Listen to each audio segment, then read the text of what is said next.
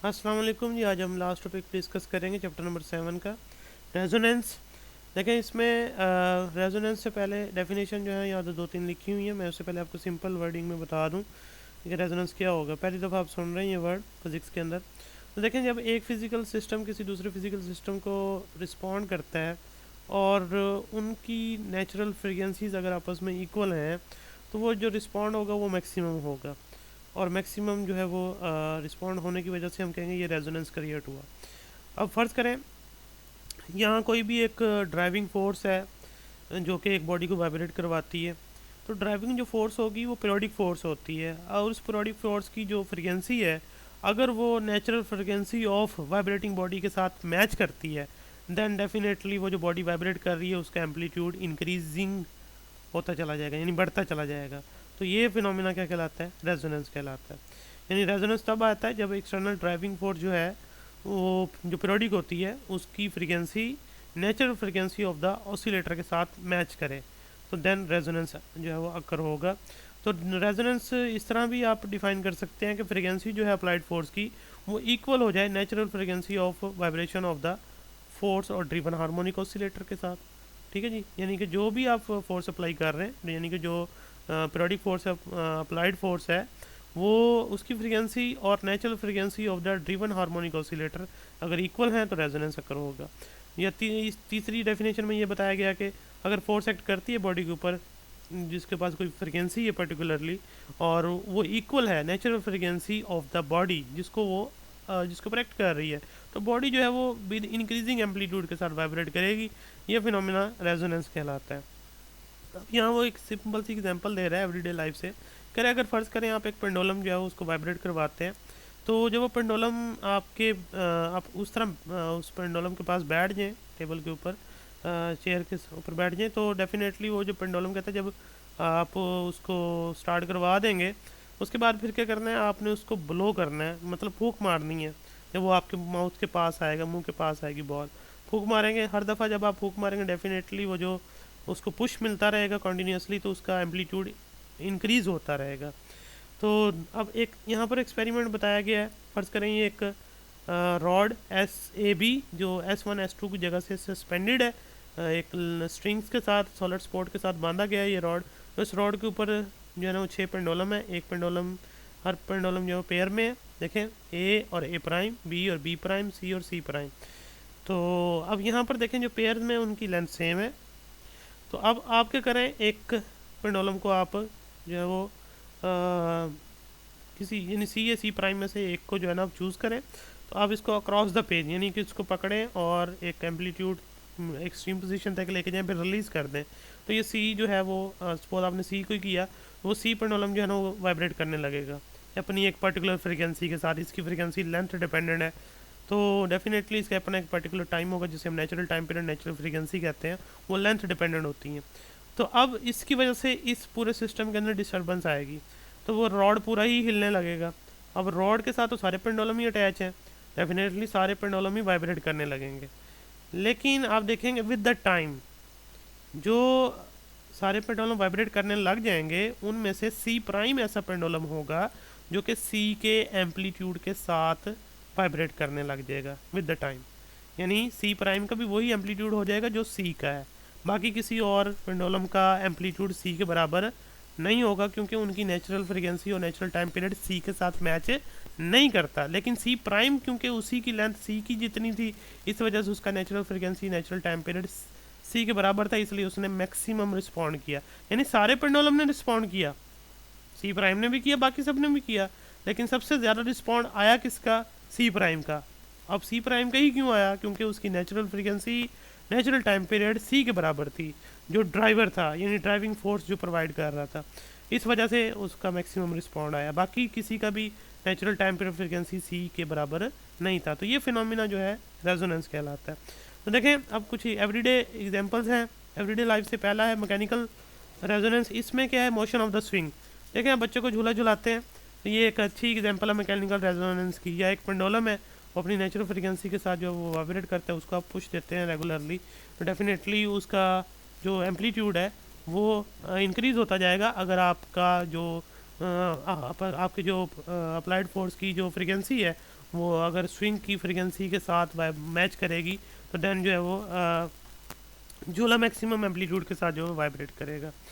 उसके बाद ये एक और भी एग्जांपल है, collapse of A suspended bridge, यानी कि ऐसा ब्रिज जो रस्सियों के साथ बांध के लटका के बनाया जाता है, तो वो गिर सकता है अगर उसके ऊपर ये इस तरह का फिनोमिना करें कि बहुत सारे लोग अगर गुजरें, जैसे सोल्जर्स जो हैं वो जब गुजरते हैं, वो मार्च करते हैं अपने कॉलम्स के अंदर, रोज़ के अंदर, तो उन्हें कहा जाता है कि अपने फुट स्टेप्स जो है ना उनकी फुट स्टेप जो है ना वो सेम नहीं होने चाहिए, क्योंकि हर कोई एक साथ अगर वो फुट स्टेप लेगा, डेफिनेटली बहुत सारे लोग अगर मार्च कर रहे हैं उसके ऊपर, ब्रिज के ऊपर, तो ब्रिज वाइब्रेट करेगा, और हर कोई एक साथ पाँव अगर उसके ऊपर मारेगा तो डेफिनेटली वो उसका एम्पलीट्यूड बढ़ सकता है, लार्जली उसके स्ट्रक्चर को डैमेज कर सकता है, जिससे रेजोनेंस जो है, रेजोनेंस की वजह से जो एम्पलीट्यूड है वो हाई हो सकता है, जिससे ब्रिज जो है ना कोलैप्स कर देगा।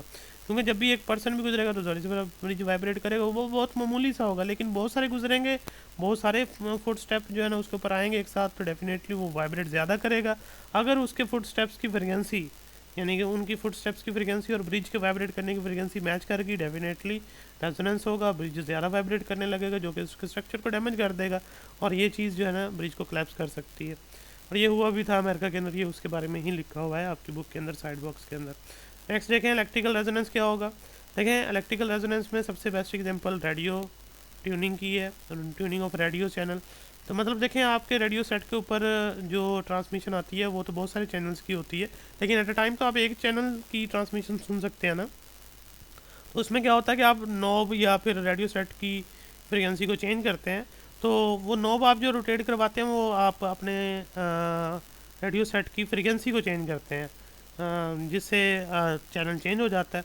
अब होता क्या है कि जो हर स्टेशन से ही transmission in the form of waves आ रही हैं, वो सारी वेव्स रेडियो सेट के एंटीना के ऊपर फॉल करती हैं, लेकिन जो फ्रीक्वेंसी आप अपने रेडियो सेट की सेट करेंगे वही फ्रीक्वेंसी की वेव्स जो है ना वो रिसीव होना शुरू हो जाएंगी। यानी जब आपके रेडियो सेट की फ्रीक्वेंसी किसी एक पर्टिकुलर स्टेशन की वेव फ्रीक्वेंसी के साथ मैच करेगी, तो डेफिनेटली एक दूसरे को मैक्सिमम रिस्पॉन्ड करेंगे, ये इलेक्ट्रिकल रेजोनेंस कहलाता है, और ट्रांसमिशन वो ऑपरेट होने लग जाएगी। नेक्स्ट है जी cooking of a food by microwave oven.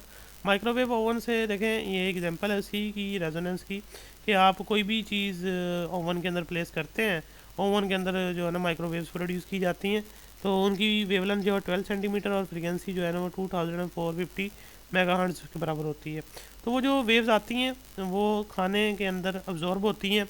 अब देखें खाने के अंदर फैट मालिक्यूल्स होते हैं, वाटर मालिक्यूल्स होते हैं, वो वाइब्रेट करने लगते हैं जब वो अब्जॉर्ब करते हैं। जब उनके वाइब्रेट करने की फ्रीक्वेंसी आने वाली माइक्रोवेव्स की फ्रीक्वेंसी से मैच करती है, तो खाना जो है वो गर्म हो जाता है या रेडी हो जाता है। तो ये जो है ना वो कुकिंग में इस्तेमाल होती है। नेक्स्ट है मैग्नेटिक रेजोनेंस। ये मैग्नेटिक रेजोनेंस इमेजिंग एमआरआई जो आप कहते हैं, ये एक मेडिकल डायग्नोसिस के लिए इस्तेमाल करते हैं। इसमें स्ट्रॉन्ग जो रेडिएशंस हैं वो यानी कि हमारी बॉडी में से गुजरती हैं, तो हमारी बॉडी का जो नर्वस सिस्टम है उसके अंदर जब न्यूरॉन्स फ्लो करते हैं, मूव करते हैं, तो वो मैग्नेटिक फील्ड प्रोड्यूस करते हैं सराउंडिंग में।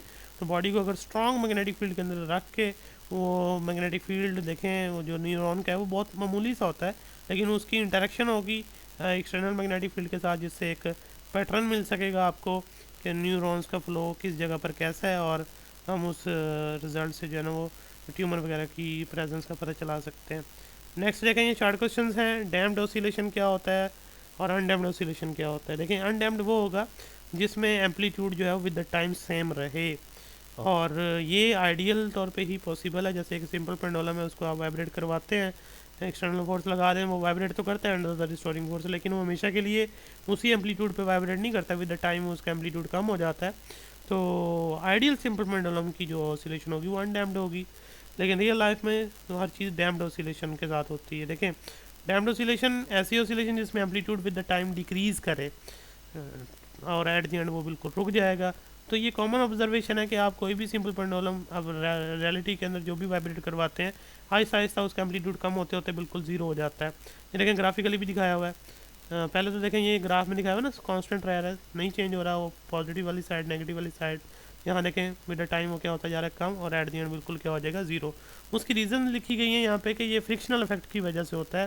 लेकिन अब उसी पेंडुलम की बात कर लें, उसका बॉब जब एयर के अंदर मूव करता है, definitely to and fro motion करता है अबाउट देयर मीन पोजीशन, तो इसकी वजह से देखें एयर फ्रिक्शन होगी, वो ड्रैग करेगी उसकी मोशन को, और जहाँ से पेंडुलम बांधा गया होगा यानी कि पॉइंट ऑफ सस्पेंशन, वहाँ की फ्रिक्शन भी मोशन को अपोज करेगी। तो ये जो अपोजिंग फैक्टर्स हैं ये मोशन को जो है ना वो डिक्रीज़ करते हैं।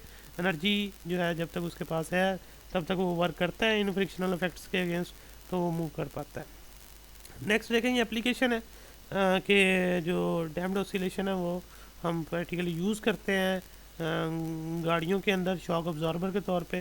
देखें एक ये शॉक अब्जॉर्बर है, अब इसका एक एंड जो है वो रिम के साथ इस तरह कनेक्ट किया जाता है, और दूसरा एंड जो है एक्सल यानी कि रिम के अंदर जो एक्सल होता है उसके ऊपर, और दूसरा एंड जो है वो गाड़ी की बॉडी के साथ अटैच होता है। तो जब किसी भी गाड़ी पिन होल से या जंप से गुजरती है तो जो वाइब्रेशंस हैं वो गाड़ी को सेफ रखती हैं। वाइब्रेशन जो है डैम्प्ड वाइब्रेशंस होती हैं, यानी ऑसिलेशन जो होती है वो डैम्प्ड ऑसिलेशन होती है, क्योंकि ये स्प्रिंग जो है ना डिप होता है ऑयल के अंदर, तो ऑयल की प्रेजेंस में ये स्प्रिंग बहुत ज़्यादा वाइब्रेट नहीं करेगा, जस्ट 1 और 2 वाइब्रेशन लेगा जब वो किसी भी अनबैलेंस जगह से गुजरेगा।